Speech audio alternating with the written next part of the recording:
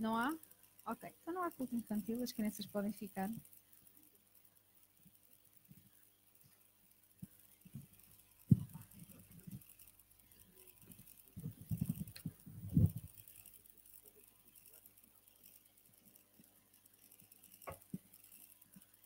Olá, bom dia. E bom Natal a todos já agora. Gostava apenas de começar então com uma palavra de oração, para que nós possamos meditar então no Deus Emmanuel. Vamos baixar então nossa face em oração. Amado Deus, queremos te agradecer, Senhor, pelo privilégio de nós podermos estar diante da tua palavra. E mais uma vez entregarmos-nos e abrirmos, Deus, não apenas nossa mente, mas também o nosso coração para acolher, Deus, aquilo que a tua palavra tem a nos dizer acerca desse imenso e maravilhoso Deus que tu és, Pai. Amado Deus, se conosco, que a tua presença possa estar aqui, no nome de Jesus. Amém. Bem, é Natal. E como todo bom Natal português, comida não pode faltar, não é? O que será que seria um bom e típico Natal português? Bem, para a consoada, andei a pesquisar, temos o tradicional bacalhau com batatas, não é? Alguns vegetais para acompanhar. Já no dia 25, o famoso prato onde junta-se tudo aquilo que restou do dia anterior e dá-se uma nova cara àquilo. E mais ao norte, claro, também cozinha-se o polvo ou o borrego. E isso, claro, deve vir acompanhado de um bom vinho, queijos, azeite, pão. E sobremesa, claro, nós temos coisas mais simples, não é? Temos as evias, costurães, os sonhos, filhoses, bolo rainha, rabanadas, aletrias, arroz doce, sem nos esquecer do tronco de Natal e das broas castelares. Quer dizer, é algo muito simples o Natal português. Sem dúvida, é um dos momentos mais celebrados do ano. E aquilo que é bom parece que não podia ficar ainda melhor. Mas, ao mesmo tempo, este Natal, este período de Natal, é um tempo de algumas contradições. Ao mesmo tempo, as pessoas parecem estar mais nostálgicas. Parece que estão mais solidárias, pensam mais nos outros. O comércio para, o tempo parece parar também. Mas, ao mesmo tempo, é o período do ano com maior consumismo e agitação, como o Joaquim já referiu. Quer dizer, os centros comerciais estão abarrotados de pessoas, toda a gente está preocupada com a prenda de última hora que ainda não comprou. Mas o que é mais importante? O que é que significa Natal para as pessoas, para as casas portuguesas? Toda vez que eu faço essa pergunta a diferentes pessoas ao meu redor, a resposta mais comum, e aquilo que de comum eu encontro em todas as respostas é estar com família. Família não pode faltar. A mesa pode ser simples, não precisa ser muito farta, mas família não pode faltar. É ter a família reunida. É, na verdade, a única vez do ano que encontramos alguns dos nossos familiares. E depois, claro, temos a famosa troca de prendas e tudo aquilo que envolve-se também. Raramente fala-se sobre o menino Jesus, mas família não pode faltar. E se calhar é justamente pelo facto de família ser um valor tão importante na casa portuguesa, que também é quando se sente mais falta daqueles que se calhar já não podem mais passar os natais conosco. Naquele momento em que nós começamos a relembrar também daqueles que não estão mais conosco. É nessa altura e nesse Natal que eu gostaria de meditar em apenas dois aspectos sobre o que significa o Natal. O que significa Deus ter feito o homem, Deus ter se feito o homem e vindo habitar entre nós. A Bíblia é muito clara em relação a isso. Há dois relatos a respeito do verdadeiro Natal, daquilo que é o Natal, da vinda de Jesus. Uma em Mateus e outra em Lucas. A de Mateus é muito mais curtinha, muito mais sucinta. A de Lucas é muito mais elaborada, com hinos e com canções e com orações. E é muito interessante poder ver tudo aquilo que se passa nesse período do Natal. Mas eu queria focar em apenas alguns versículos bíblicos que estão em Mateus, versículos 21 a 23. No livro de Mateus, nos versículos 21 a 23, o anjo aparece a José e fala com ele em sonho. E neste sonho, Quer dizer, quase que começa um bocado atropelado este primeiro Natal, porque aquele que estava para se casar com Maria recebe então a notícia que aparentemente ela havia, não é? Talvez tido uma relação infiel com outra pessoa, porque a primeira coisa que lhe vem à mente quando uma mulher chega e diz estou grávida nunca é, se calhar foi Deus que a engravidou. Então este primeiro Natal parece que começa assim um bocado atropelado, mas então temos aqui a visita do anjo. Mateus capítulo 1, versículos 21 a 23 é quando o anjo então fala a José. Ela, falar de Maria, no caso, vamos começar do versículo 20. Tendo José isto em mente, ou seja, de deixar Maria secretamente, um anjo do Senhor apareceu-lhe em sonho, dizendo-lhe: José, filho de Davi, não temas em receber Maria, tua mulher, pois o que nela está foi gerado pelo Espírito Santo. Ela dará à luz a um filho, a quem darás o nome de Jesus, porque salvará o seu povo dos seus pecados. Tudo isso aconteceu para que se cumprisse o que o Senhor havia declarado pelo profeta. A virgem engravidará, dará luz ao filho, a quem chamarão Emanuel, que significa Deus conosco. E, é claro, José deve ter ficado a pensar naquilo.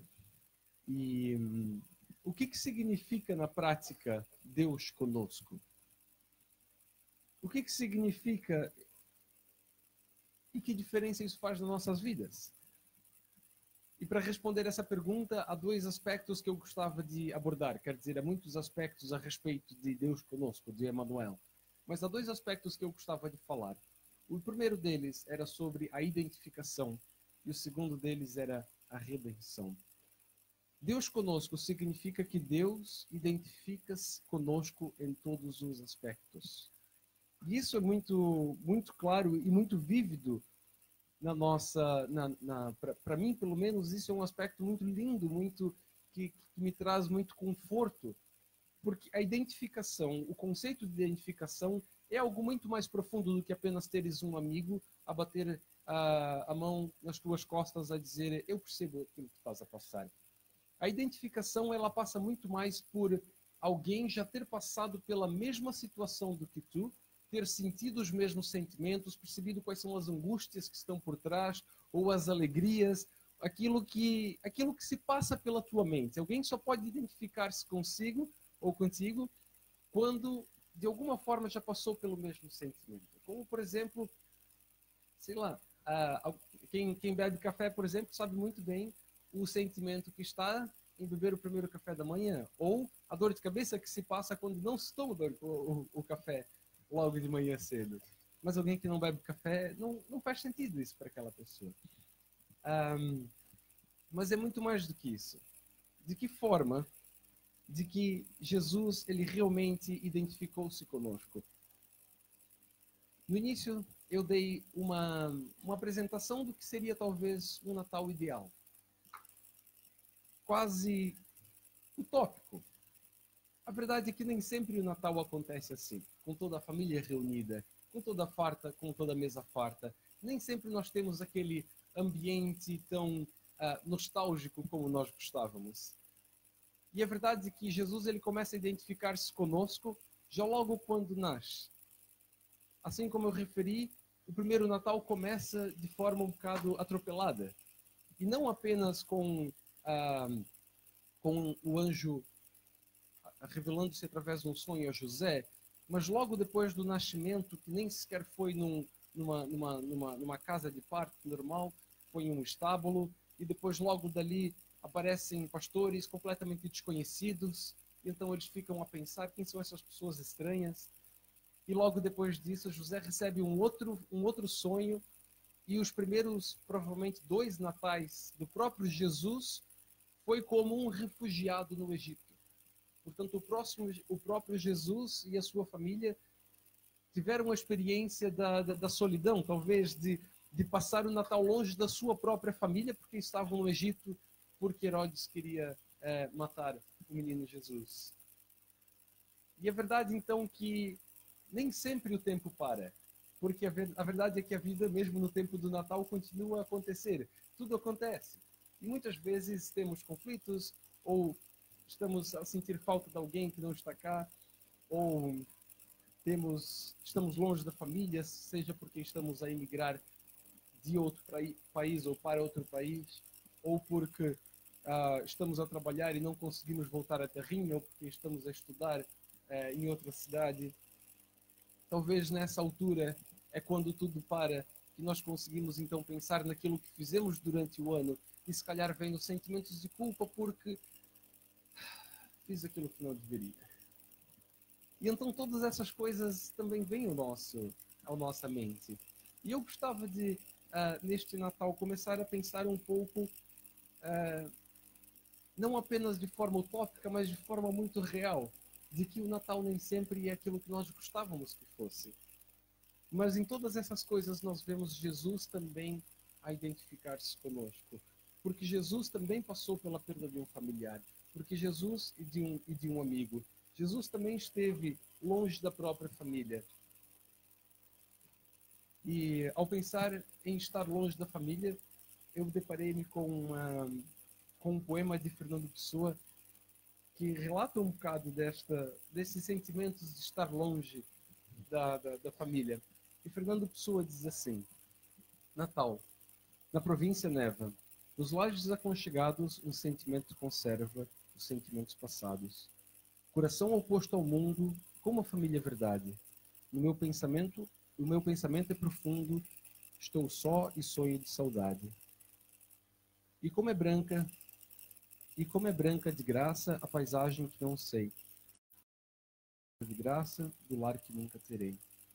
Eu acho que Fernando Pessoa conseguiu aqui retratar um bocado aquele sentimento do que significa estar longe da família, que se calhar é o nosso sentimento, se calhar foi o sentimento do próprio Jesus, ou da própria família de Jesus quando estava longe. Mas a verdade é que a identificação, por si só, ela não tem muito significado, ou ela tem apenas parte de significado se nós não podemos fazer nada a respeito daquilo. E aquilo que é lindo é que Jesus não apenas identifica-se conosco, ele também redime-nos. E a ideia de redimir, a ideia por trás do conceito de redimir, de redenção, é literalmente pagar o preço para tirar alguma coisa que outrora estivera condenada.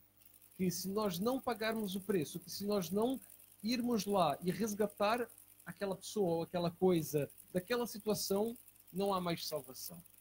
Mas é exatamente isso que Jesus consegue fazer. Exatamente isto que o anjo disse-lhe a José, que ele veio trazer a salvação. E é muito incrível porque quando nós pensamos, por exemplo, que se nós temos aquele sentimento de conflito durante o Natal, ou de nós termos de nos reconciliar com alguém, ou de talvez pedir perdão, nós sabemos de que Jesus, ele pagou ele pagou com a própria vida o maior conflito que havia, que era entre Deus e o homem. Deus pagou com preço e como está escrito lá em 2 Coríntios 5,19, Deus estava em Cristo reconciliando consigo o mundo, não lhes imputando seus pecados, e pôs em nós a palavra da reconciliação para partilhar com os outros. Se ao mesmo tempo nós estamos com um sentimento de culpa, ou talvez temos de perdoar alguém, nós podemos saber que Cristo perdoou-nos a nós primeiro, para que então nós possamos perdoar. Ele perdoou-nos a maior ofensa que alguém já poderia ter cometido, que é a ofensa contra Deus, contra o próprio Deus. E ele perdoou-nos para que nós pudéssemos perdoar. Jesus não apenas perdeu um amigo querido, mas ele enfrentou a própria morte. Mas em Jesus, ele até a própria morte conseguiu redimir, vencendo a própria morte, dando-nos essa certeza e essa alegria de que haverá vida eterna. Portanto, o menino Jesus, ele significa esta identificação e esta certeza de redenção de um dia que nós vamos ter. Mas não apenas um dia. Esta redenção começa aqui e agora. Começa aqui no presente. Porque as nossas vidas começam a ser transformadas a partir do momento que nós entregamos a nossa vida a Deus. A partir do momento que nós deixamos que Ele seja o Senhor da nossa vida. Ele tomou sobre si toda a nossa culpa, todo o nosso pecado. Ele tem o perdão. Neste Natal, quando estiveres à mesa, seja com família ou com amigos, pode lembrar que, mesmo que não seja a família ideal, pode descansar no facto de que em Jesus nós também podemos ter uma família ideal, porque o próprio Deus convida-nos a fazer parte da sua família. Ele adota-nos como próprios filhos, para que nós possamos entrar em sua família. O Natal, a encarnação de Jesus, é a prova de que Deus identifica-se conosco, tanto nos momentos alegres, quanto nos momentos mais difíceis em que nós nos entristecemos. E a resposta, a vinda de Jesus, a encarnação de Jesus, é a resposta da pergunta de Jó, que fez muito tempo antes do próprio Jesus. Não tens tu, ó Deus, olhos de carne? Não vês tu como o homem vê? Deus não se contentou apenas em criar seres humanos, apenas pessoas. Ele foi mais longe. Ele sofreu por todos nós para ter um relacionamento conosco.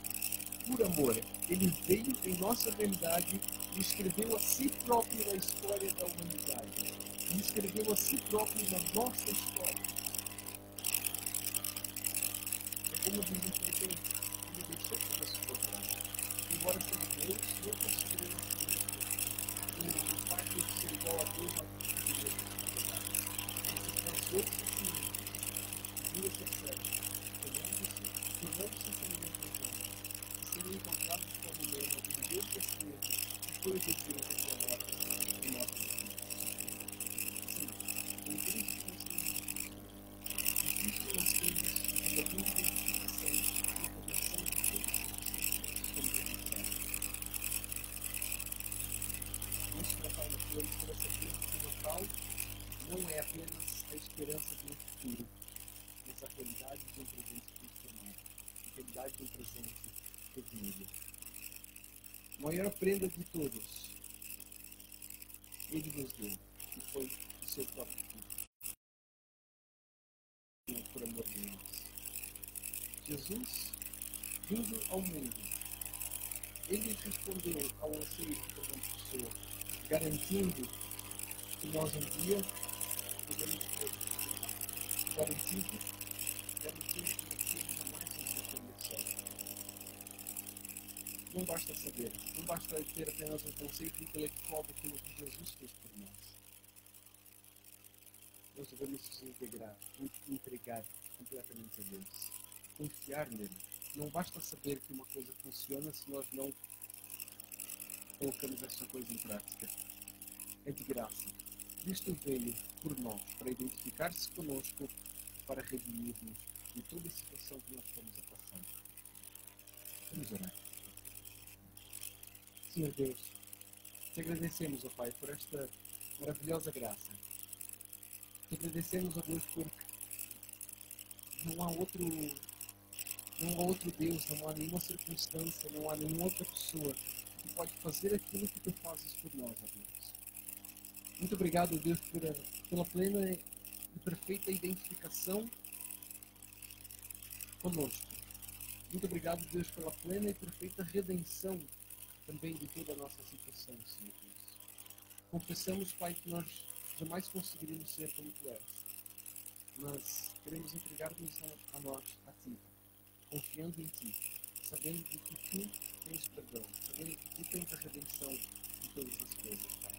Ajuda-nos a confiar, ajuda-nos a entregar-nos a Ti cada dia, Pai. E como resposta, aquilo que Tu fizeste, nós também possamos